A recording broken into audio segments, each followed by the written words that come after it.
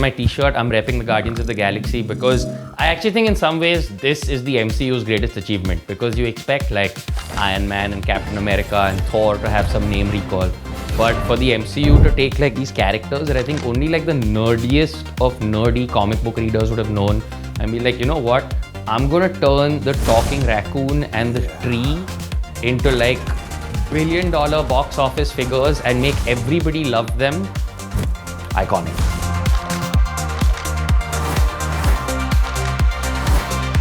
Hi, my name is Rohan and I am a Marvel superfan.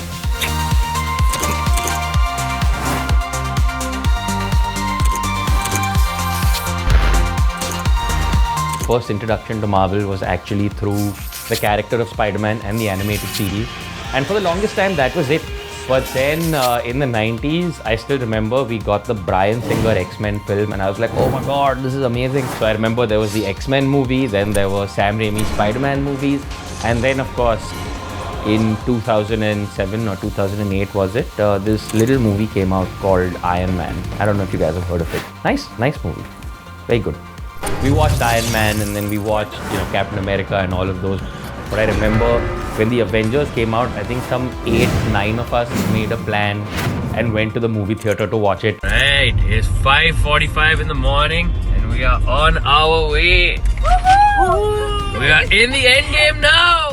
And then that just sort of became like our Marvel movie ritual beyond a point, where every time a new Marvel movie came out that we were excited about, one of my greatest experiences in a theater was watching Infinity War at like 6 in the morning at the IMAX in Wadala when it first came out. 6 of us had actually met the previous day and we had done like a rewatch of all the Avengers movies. So we sort of watched movies for 13 hours straight. We couldn't sleep. We literally just showered, reached the theater. Our friends were waiting there.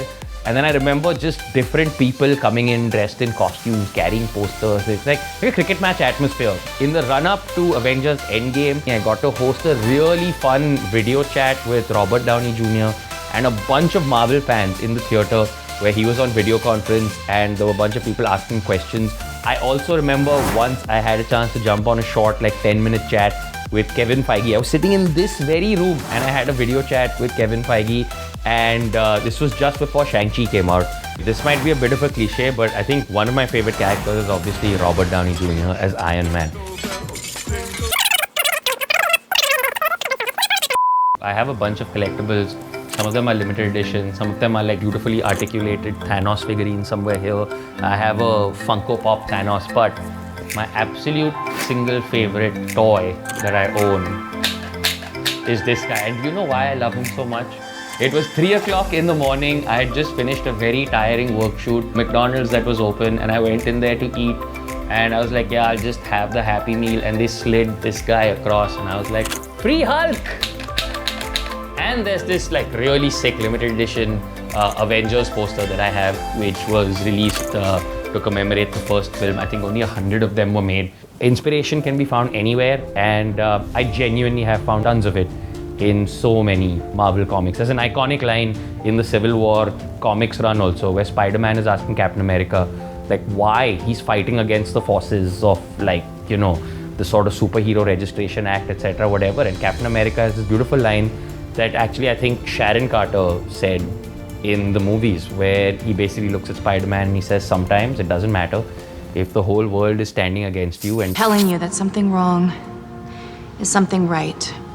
Even if the whole world is telling you to move, it is your duty to plant yourself like a tree, look them in the eye and say, no, you move. And I think that's something that we could all do with holding on to.